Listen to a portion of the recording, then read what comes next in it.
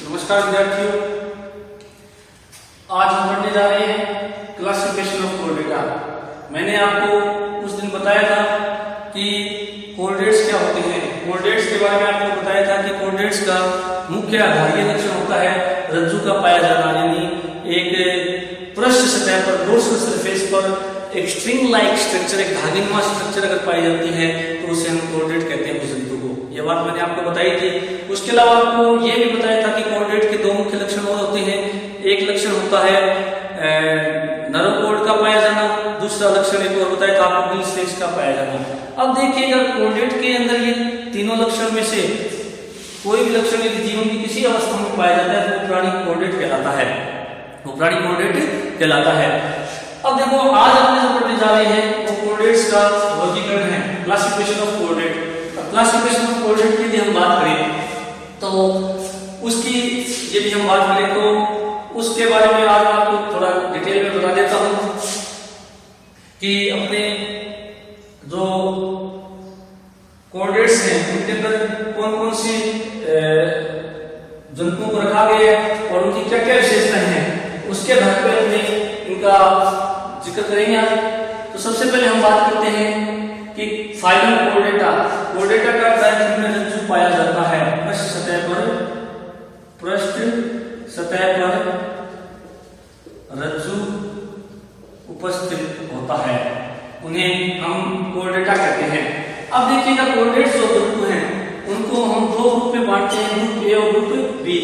Group A के अंदर एग्रेनेटा को रखा गया है और ग्रुप बी के अंदर पेरेनेटा को रखा गया है।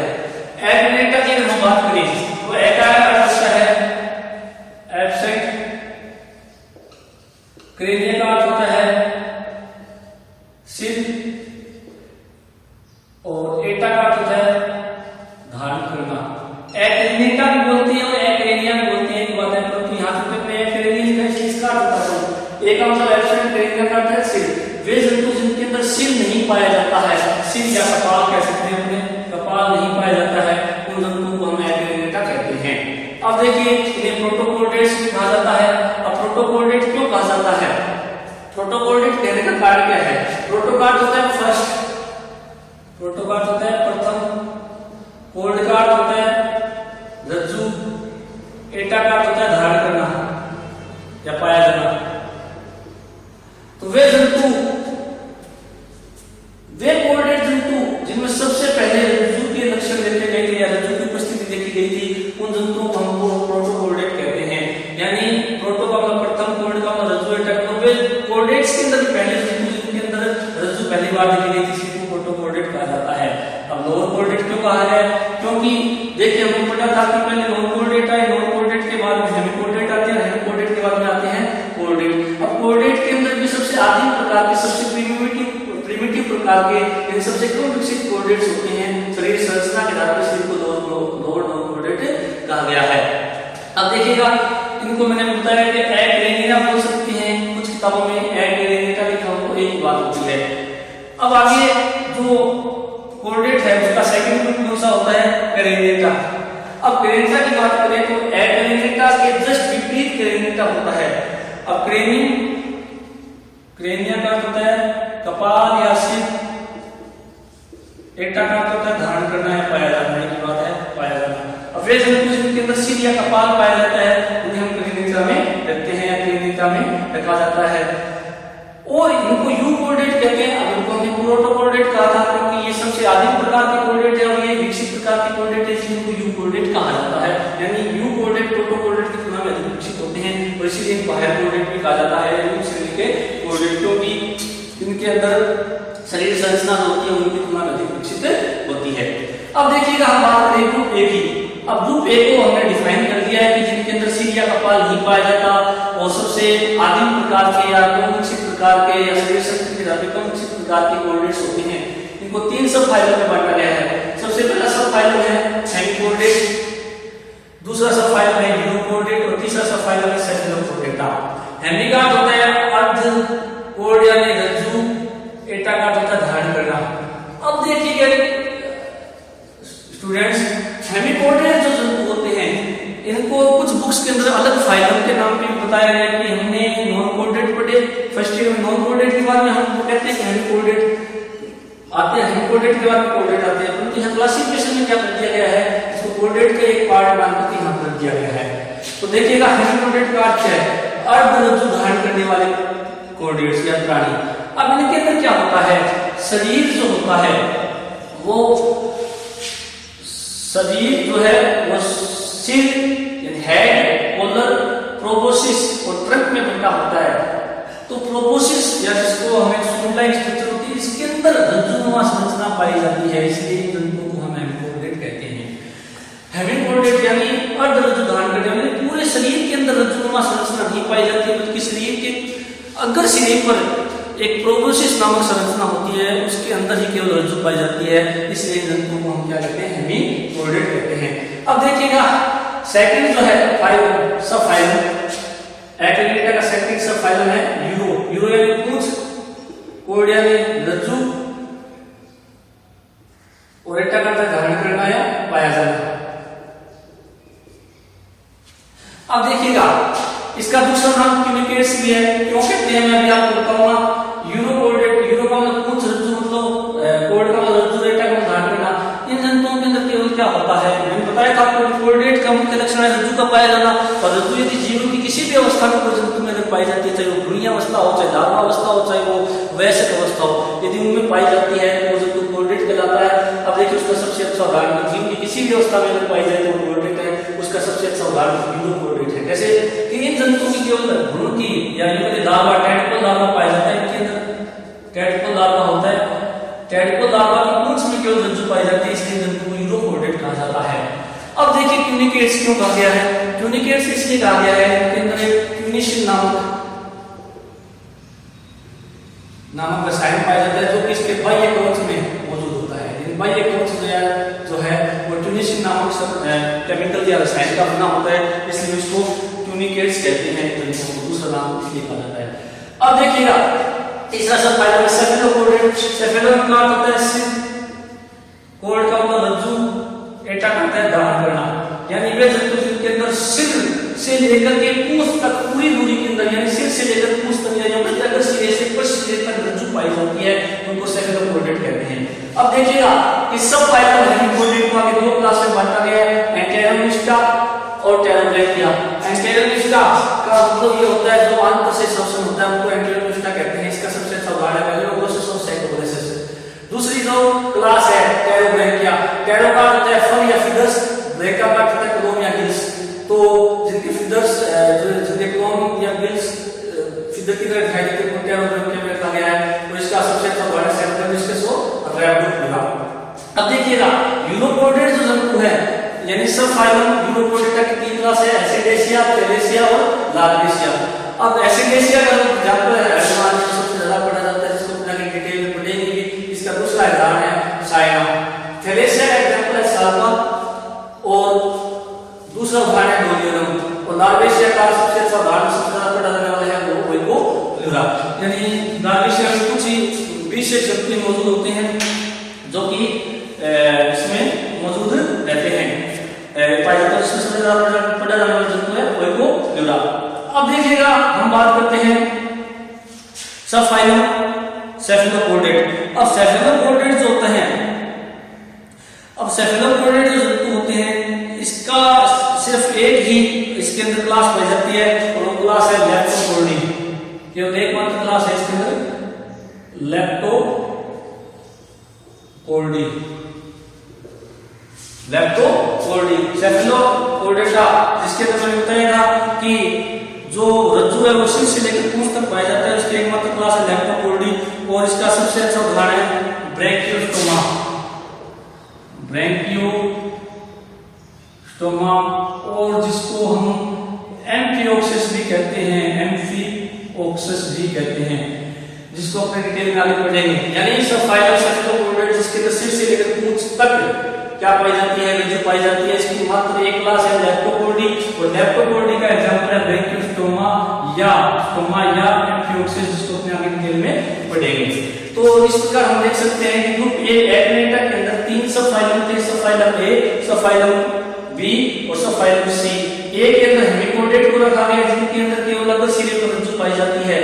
बी के अंदर यूनिकोडेट को रखा गया जिसके अंदर केवल पूंछ में रज्जु पाई जाती है, और सी के अंदर सेफलोकोडेट को रखा गया जिसके अंदर अग्र सिरे से पश्च सिरे तक रज्जु पाई जाती है।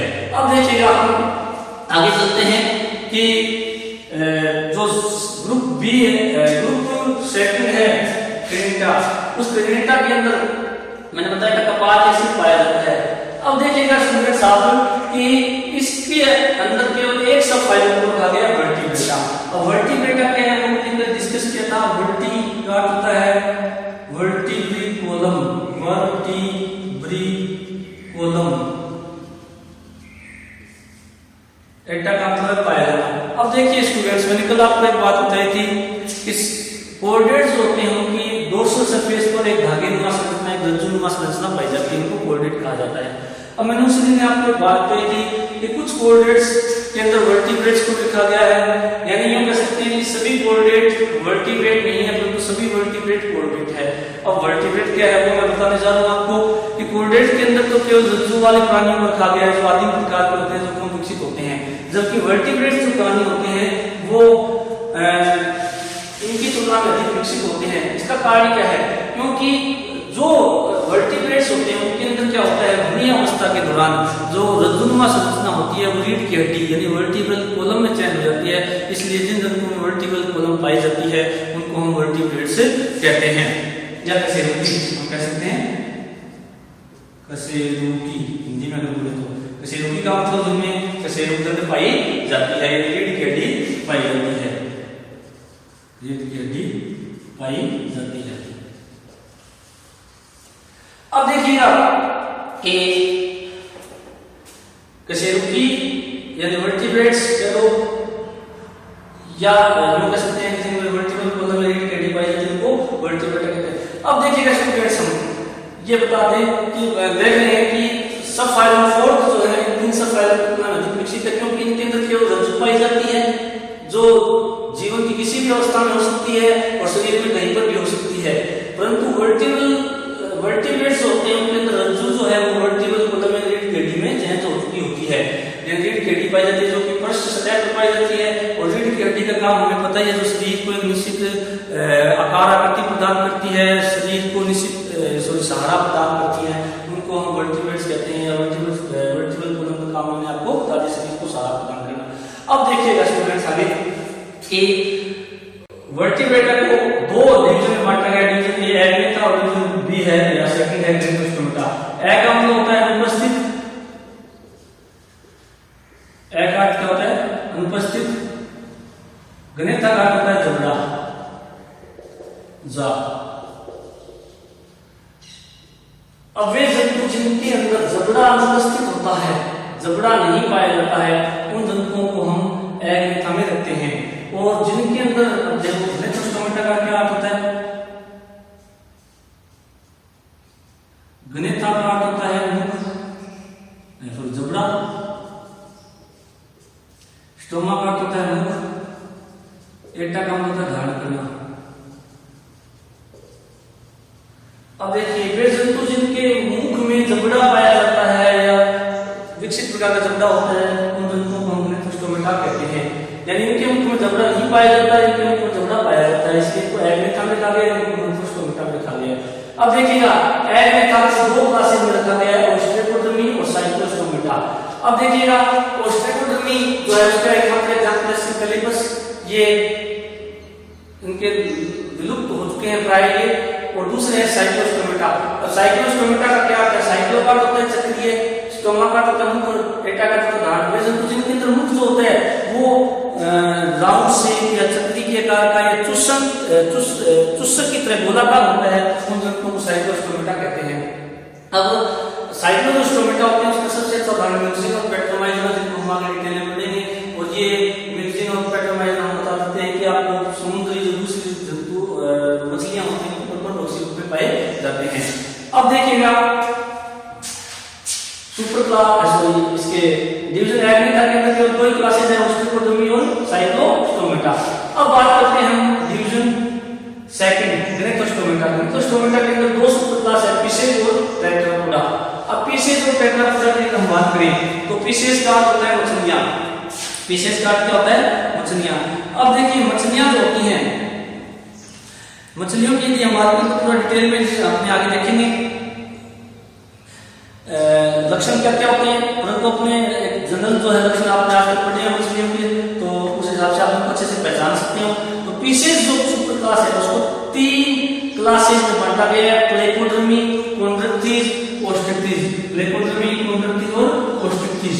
अब देखिएगा जो प्लेकोड्रमी होते हैं ये सबसे आदिम प्रकार की जबड़े वाली मछलियां होती हैं और ये लगभग लुप्त हो चुकी होती हैं और इनके सिर के ऊपर अस्थि की बनी हुई सील या ढाल पाई जाती है, इसलिए इनको प्लेकोड्रमी कहा जाता है।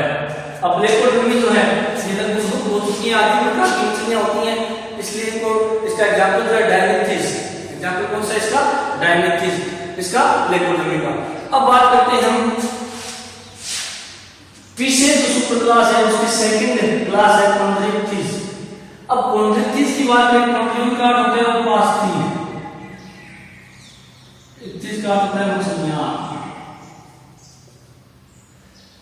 वे मछलियां जो अंतःकंकाल जिनमें उपास्थि का बना होता है उनको कॉन्ड्रिक्टिस में लिखा गया है और इसका सबसे अच्छा एग्जांपल है स्पोलियोडोन, जिससे सूंघने की क्षमता कुत्ते की जैसी होती है और दूसरा उदाहरण आएगा। अब देखिएगा अगली जो मछलियां हैं या जो कहते सुपर क्लास फिशेस की तीसरी जो क्लास है वो ओस्ट्रिक्टिस। ओस्ट्रिक्टिस का अर्थ होता है अस्थिन, इक्तिस का मतलब होता है मछलियां, यानी ये मछलियां जिनका अंतःकंकाल अस्थि यानी बोन्स का बना होता है वो ओस्ट्रिक्टिस में रखा गया है। और एग्जांपल आप देख सकते हो लेग जो है हिप्पोकैम्पस घोड़ा, ठीक है, इस एग्जांपल किसके हैं? ओस्ट्रिक्टिस के। तो इस प्रकार देखिएगा स्टूडेंट्स सुपर क्लास फिशेस को 3 क्लासेस में बांटा गया। प्लेकोड्रमी आदि प्रकार की मछलियां जो लुप्त हो चुकी है, उदाहरण है इसका डायनिथिस, एग्जांपल है डायनिथिस।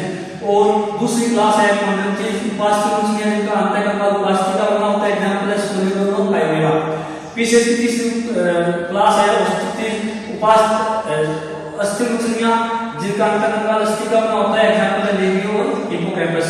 अब देखिएगा स्टूडेंट्स अब हम बात करते हैं सुपर क्लास टेट्रापोडा। टेट्रा का होता है 4, पोडा का होता है पैर या पाम, एक ही बात है पैर या पाम, यानी डिवीजन है तो स्टोमेटा के अंदर 2 सुपर क्लास है, फिशेस और टेट्रापोडा। फिशेस के अंदर मछलियां रखी गई है और सुपर क्लास टेट्रापोडा जिसके अंदर 4 पैर होते हैं।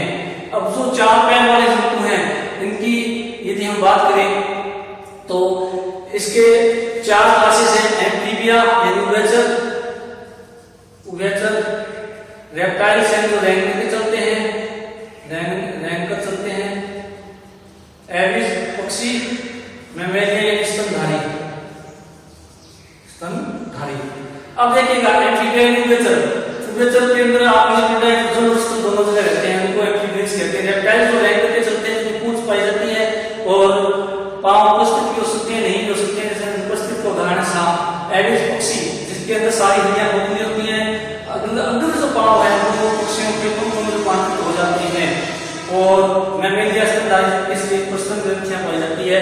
ये सुपर क्लास टेट्रापोडा की 4 क्लास है, एम्फीबिया, रेप्टाइल्स, एविस और मैमेलिया। अब उभयचर के अंदर आपको एग्जांपल्स पता ही है, मेंढक है सबसे अच्छा उदाहरण, गाना टीना वगैरह पढ़ के आएगा, ठीक है।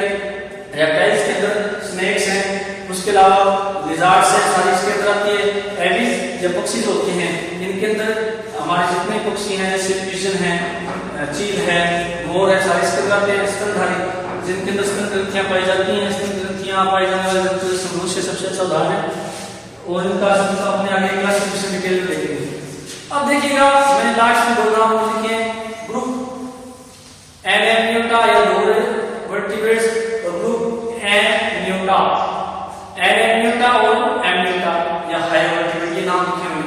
अब थोड़ा ध्यान से देखिएगा आप, class Ostracodermi, class Cyclostomata, class Placodermi, class Chondrichthyes, class Osteichthyes, इन सभी जंतुओं को हम एनाम्नियोटा में रखते हैं। अब एम्नियोटा क्या है ये थोड़ा सा देखिएगा, जब भ्रूण का डेवलपमेंट होता है तो 4 भ्रूणीय झिल्लियां पाई जाती है, एम्नियोन, कोरियोन, एलेंटोइस और योक्सेट। ये 4 एक्स्ट्रा एम्ब्रियोनिक मेम्ब्रेन्स होती है जो कि भ्रूण को सुरक्षा है, पोषण में सहायक होती है और भ्रूण से संबंधित सभी कार्यों को संपादन करती है। इनको चूंकि ये अतिरिक्त भ्रूणीय झिल्लियां होती है जो भ्रूण विकास के दौरान होती है। अब इसमें से देखो पहला नाम है एमनियोन। अब वे जंतु जिनके अंदर ये एमनियोन नामक भ्रूणीय झिल्ली पाई जाती है तो उनको हम एमनियोटा में रखते हैं, और जिनके अंदर नहीं पाई जाती है उन्हें एनएमनियोटा में कहते हैं। और देखिएगा अब ये जो एमनियोटा जो जंतु होते हैं इनकी विशेषता ये होती है कि ये पृथ्वी पर अपने अंडे देते हैं, और ये जो झिल्ली होती है, झिल्ली जो होती है वो भ्रूण को सुरक्षा प्रदान करती है, बाह्य आघातों से सुरक्षा प्रदान करती है। मैंने थोड़ी देर पहले बताया पोषण में सहायक होती है, शोषण में सहायक होती है। तो यदि ये झिल्ली एमनियोटा प्रेजेंट है तो जंतु को हम एमनियोटा कहते हैं, और जिनमें ये एब्सेंट होती है उनको एनएमनियोटा कहते हैं। अब देखिएगा एनएमनियोटा जंतु क्लास ओस्ट्रिकोडर्मी के, साइक्लोस्टोमेटा के, प्लेकोडर्मी के, कोन्ड्रिक्टिस और ओस्ट्रिकोडर्मी और एम्फीबियंस, ये जंतु जो सारे ओस्ट्रिकोडर्मी से लेकर के एम्फीबिया तक की जो क्लास है उनके अंदर ये एमनियोन नामक भ्रूणीय झिल्ली नहीं पाई जाती है, इसलिए इनको एनएमनियोटा रखा गया है। और इनको लोअर वर्टिब्रेट इसलिए कहा गया है क्योंकि ये इन वर्टिब्रेट्स की तुलना में कम विकसित होते हैं, या यूं कहते हैं कि ये पहले आए थे वर्टिब्रेट्स के अंदर। और वर्टिब्रेट्स का क्रम ये रहेगा ओस्ट्रिकोडर्मी के बाद में साइक्लोस्टोमेटा, फिर प्लेकोडर्मी है, फिर कोन्ड्रिक्टिस आए, फिर ओस्ट्रिक्टिस आई, फिर एम्फीबिया आए, फिर रेप्टाइल्स आए, फिर एल्गिस आए, फिर मैमेलिया आए। क्योंकि ये कम विकसित वर्टिब्रेट को लोअर कहा गया है। अब देखिएगा रेप्टाइल्स, एल्गिस और मैमेलिया, अब इनकी यदि हम बात करें तो इनको एमनियोटा कहा गया है क्योंकि उनके अंदर अतिरिक्त भ्रूणीय झिल्ली एमनियोन पाई जाती है, और इनको हायर वर्टिब्रेट इसलिए कहा गया है क्योंकि इनका शरीर संख्या इनकी तुलना में अधिक विकसित होता है, और ये इनके बाद में आए हैं। धन्यवाद।